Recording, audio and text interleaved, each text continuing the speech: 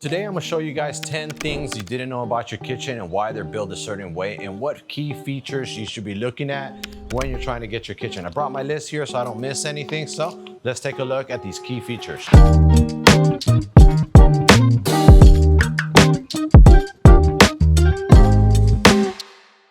One of the things that you basically want to watch out when you get your kitchen, or just realize that when you go with a painted cabinet, it's always good to go with an MDF center panel. A lot of people tell me, why would I want a center panel in the MDF? Biggest thing is you don't want that door shifting so much, because the MDF panel is moisture resistant, so it causes it not to move so much. Number two, when we have a painted door, you guys gotta expect that the paint will crack. That's just a normal thing. You'll get little hairline fractures, which is normal, but that does happen.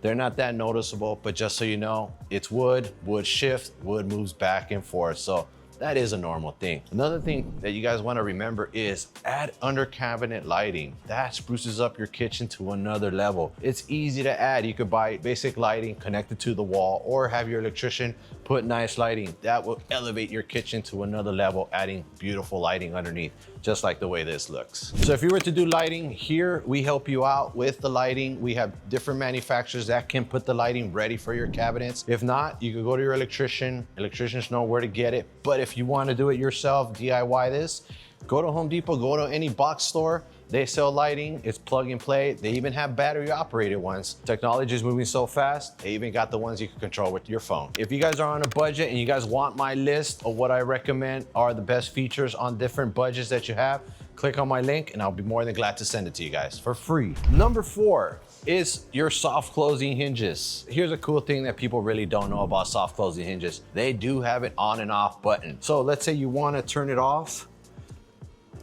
You turn off the hinge, it removes the soft closing hinge. Yeah, I know it sounds funny, but there's a reason for that. The reason is if your door's closing too slow and it's taking forever, turn off one of those hinges and let it close a lot faster. So let's say the hinges have a 3-way adjustable mechanism. You could adjust your hinge, your door in, out, sideways. So if your door starts sagging over time, they do, weather changes the doors and stuff like that. Don't forget, you can adjust your hinges. So that's a very important thing to always remember. All right, let's go on to number 6. If you have a dead corner and you don't know what to do with it, you don't want to do a lazy Susan because you know it's just played out, you're just bored of it.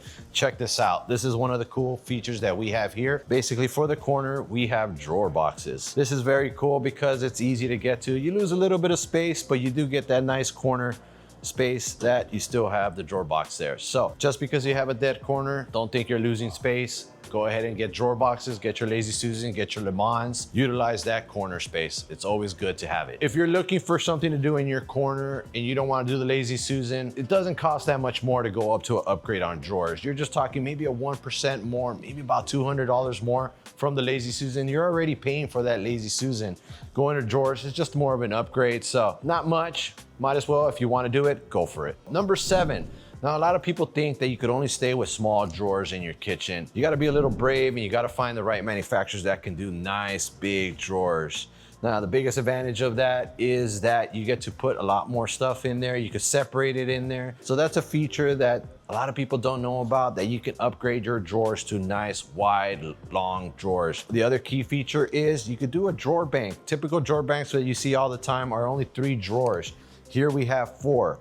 With 4, obviously, you get to put more stuff away, more stuff organization, and you get to see another cool stuff. Let's go to feature number 8. Something you really didn't know about your kitchen is gonna be your toe kick.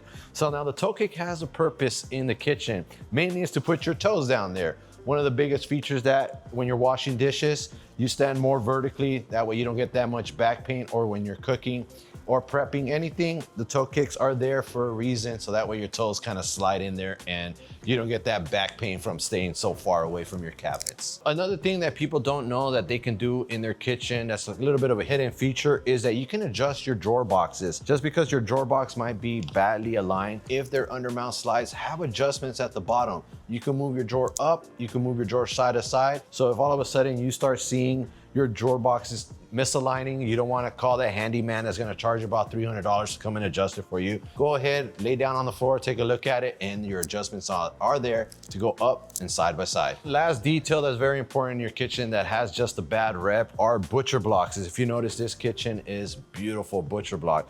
The advantage of a butcher block is that yes, you can cut on there and you can just take care of it, but look at the way it looks. It's just amazing. This is a walnut butcher block. It's easy to maintain. All you have to get is yourself some oil and just kind of rub it on there.